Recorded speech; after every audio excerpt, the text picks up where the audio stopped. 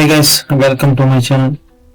కళ్యాణ్ గారు పార్టీ పెట్టిన తర్వాత ఎంతో మంది చాలా మంది చాలా రకాలుగా చాలా మాట్లాడుతున్నారు.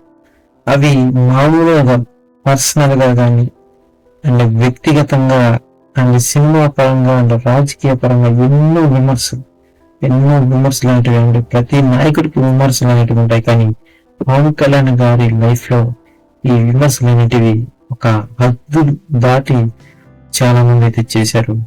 ఎన్నో సినిమాలకే పనికిరాడు, రాజకీయాల్లోకి ఎందుకన్నారు. అండ్ రాజకీయంలో అసలు రాజకీయానికి పనికిరాడు అని అన్నాడు.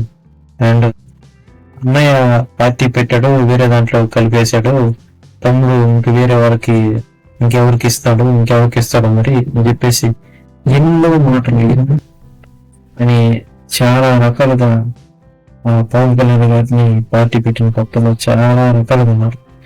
అండ్ అది ఛాలెంజ్ గా తీసుకున్న పవన్ కళ్యాణ్ గారు ఒకే ఒక్క మాట అన్నారు: పవన్ కళ్యాణ్ లేకుండా ఈ రాష్ట్ర రాజకీయాలు ఉండవు, అండ్ జనసేన పార్టీ లేకుండా ఈ తెలుగు రాష్ట్రాల రాజకీయాలు అనేటివి ఉండవన్నారు.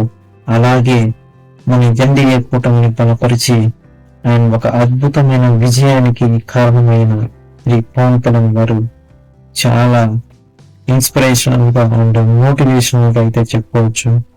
అండ్ అతను చెప్పినట్లు ఓన్లీ ఒక్క తెలుగు రాష్ట్రాలకి కాదు, అండ్ దేశం అంతటా ఒక సనాతన ధర్మాన్ని పరిరక్షణ కోసం అండ్ ఒక సనాతన ధర్మ పరిరక్షణ కోసం బోర్డు స్థాపించాలని ఒక లక్ష్యంతో దీన్నైతే ముందుకైతే తీసుకెళ్తా ఉన్నాం. పవన్ కళ్యాణ్ గారు చాలా ఇన్స్పిరేషనల్ గా అయితే అనిపించారు.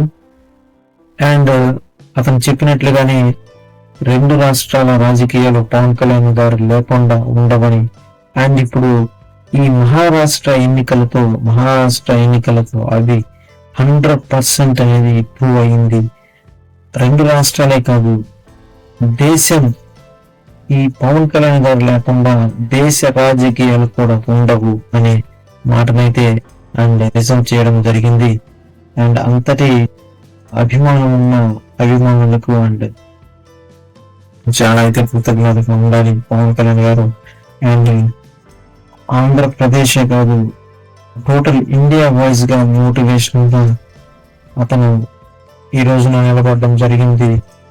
అండ్ అతను ఫాలో అయ్యేవారు కూడా చాలా మంది అతని గురించి అయితే రీసెర్చ్ చేయడం జరుగుతుంది. అండ్ మరిన్ని వీడియోల కోసం అయితే మన ఛానల్ అయితే ఫాలో అవ్వండి అండ్ ప్లీజ్ సబ్స్క్రైబ్.